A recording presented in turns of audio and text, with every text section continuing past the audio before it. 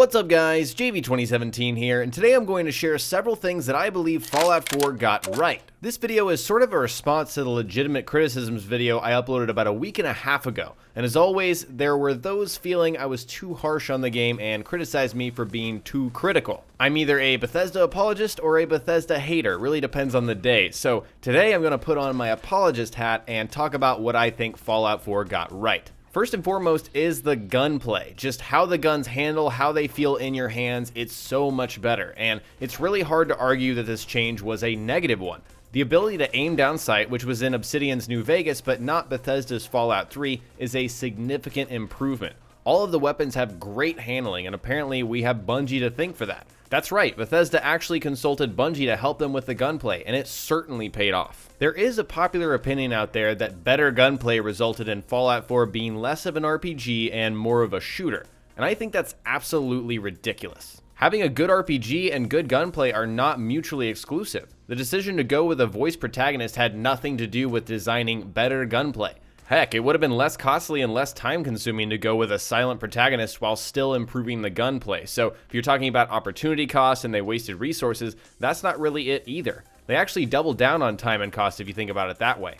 The point is, if you think Fallout 4 is more of a shooter, you do have a point, but it's not because the gunplay is good, it's because the other RPG elements aren't there. Fallout 4 has some of the best RPG shooting out there, and I think it will for quite a while because hey, how many RPGs actually involve shooting? A lot of them are fantasy-based, and Fallout is an exception, and that's what makes it special in my opinion. So, gunplay in Fallout 4 was a significant improvement, and definitely something that Fallout 4 got right. Next up is the perk system. The perk chart in Fallout 4 certainly has its ups and downs, but there's no doubt that it's a much cleaner, much more polished system than it was before. I remember leveling up in Fallout 3 in New Vegas and just receiving this rapid fire of new perks. By level 20, there were 30 or so perks piled up because I hadn't taken them and they were stuck at the top of my list. I didn't even know what to take because I was just so oversaturated with this library list of perks. Fallout 4 collected all of those perks into a chart that made perfect sense, and a lot of them were returning in some form or fashion, but a lot of them were also useless or seen as not really worth your time.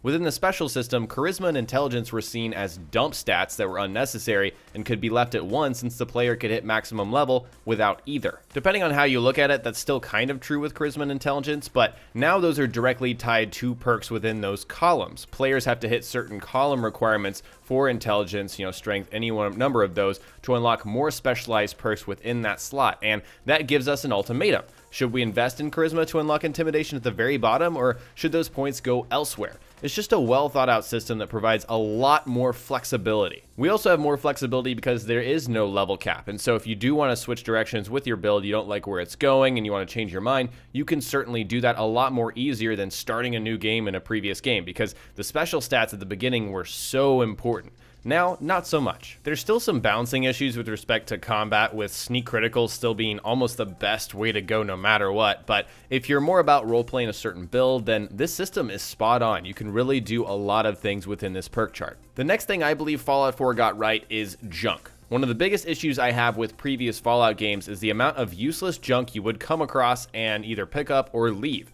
Carry weight is a constant concern, and I would avoid probably 90% of the crap laying around. While it made sense in the game world for junk to be lying around, it serves no practical purpose for me as the player in those games unless I just want to sell it.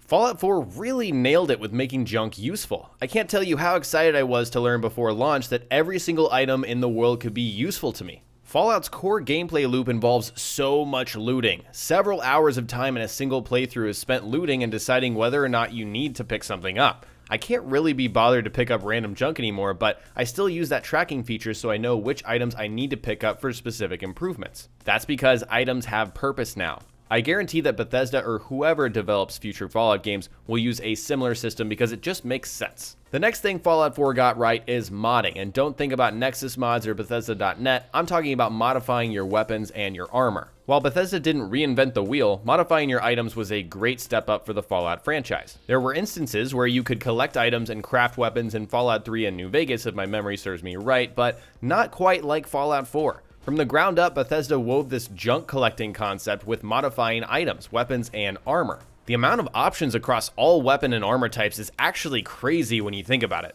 I have criticized the fact that there does seem to be a best option in all cases, so once you figure that out, it's more about just finding the materials and grabbing what's best. However, I'm really glad the system is in place. It makes perfect sense in the context of the game in a world where you're trying to survive, and it's one of those features where you're kind of thinking, why wasn't this in previous games? You know, when you pull that off, you know you did good. You can pick up anything, modify it to your specifications, and continue on your journey.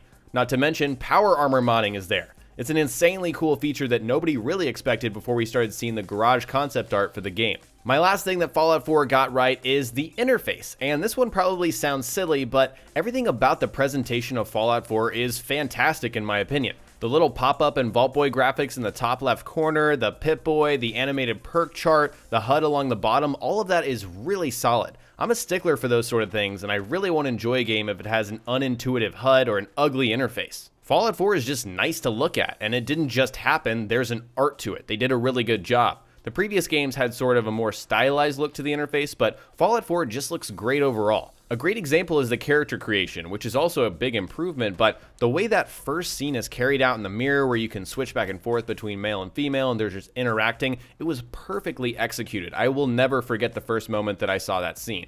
I know some people didn't like the sculpting system with character creation, but if you know what you're doing, you can create some fairly accurate looking recreations. It's miles ahead of what we used to have. Some of the honorable mentions for things that Fallout 4 got right, in my opinion, were memorable companions, with Nick Valentine being the most memorable for me. Some memorable locations like the glowing sea is really, really awesome, and the animations are so much better. The shadows, I mean, you kind of expect that on a new console, a new generation, with, this many years gap between, the last game and this one, but those are some of the other things that I really think that Fallout 4 got right that didn't make this list. I'd like to hear from you guys in the comment section below. Do you agree or disagree with me on some of these points? And also, what else do you think that Fallout 4 got right? Was there something I didn't mention? I know there's a lot of other things that people could come up with.